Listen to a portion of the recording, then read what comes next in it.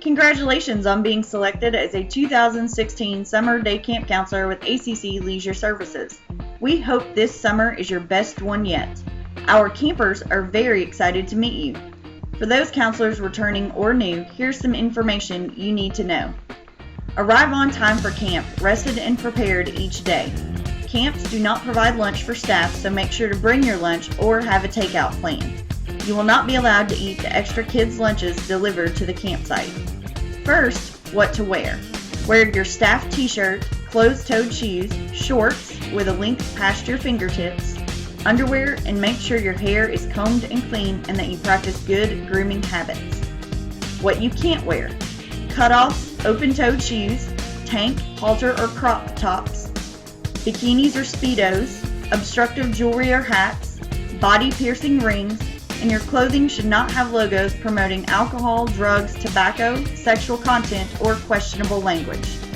Your camp staff t-shirt is considered a uniform and should not be worn in places where you are not representing yourself as an ACC employee, like most late-night places downtown.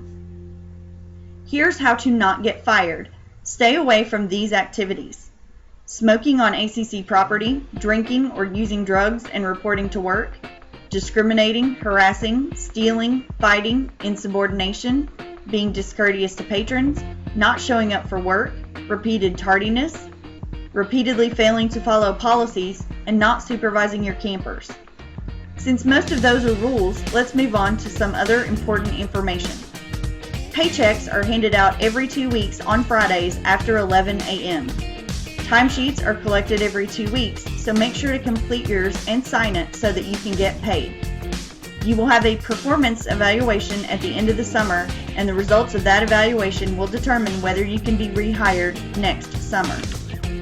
Emergency and employee accident information can be found in your summer staff guideline book, but I'll hit the highlights for your review. Report all emergencies, incidents, and sensitive situations to your supervisor immediately. Employee accidents must be reported immediately to comply with the mandatory drug testing and workers' compensation policies. Accidents in ACC vehicles should involve a call to 911 first if it is life-threatening. Non-life-threatening accidents get reported to your supervisor first, then safety and risk, and the police will arrive. It is very important that you do not admit guilt in a vehicle accident. Your supervisor will train you on other types of emergencies and accidents at camp, and it is very important that you stay aware of your surroundings and call for help when needed. Be sure not to leave personal belongings visible in your car and make sure your car is locked. If the newspaper or other media asks to speak with you about camp, refer them to your supervisor. The most important part of your job will be camper management, and the safety of our campers is our #1 priority. When communicating with campers, parents, and your supervisor, be aware of confidentiality concerns. Report behavioral issues and accidents to your supervisor. Complete an ouch report for the parent for minor injuries, and a formal incident report for major injuries requiring medical care. Campers are to be supervised at all times, including lunch, pool time, field trips, restrooms, and other activities. Counselors are expected to get in the pool with their campers and should be familiar with their campers' swimming abilities. To better supervise your assigned campers, give them your complete attention, get to know them, and enforce rules consistently and fairly. You serve as their role model. Let that sink in for a moment. Campers should never be denied the opportunity to drink water. Camp staff should monitor campers for heat-related illnesses like heat exhaustion or heat stroke.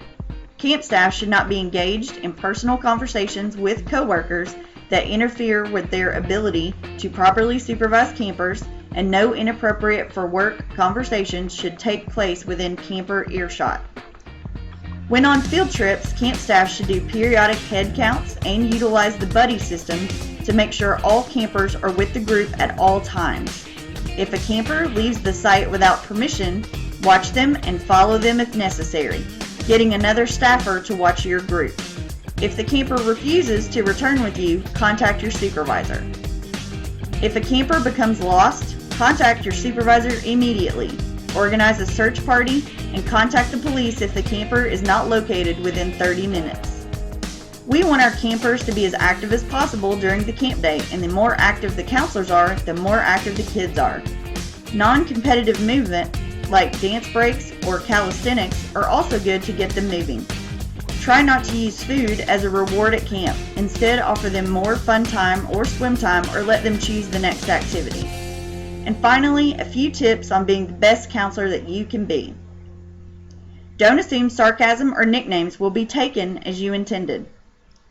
Follow through on what you say you're going to do, and don't promise what you can't deliver.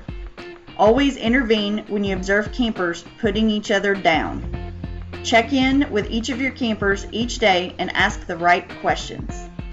Make something special out of unstructured time.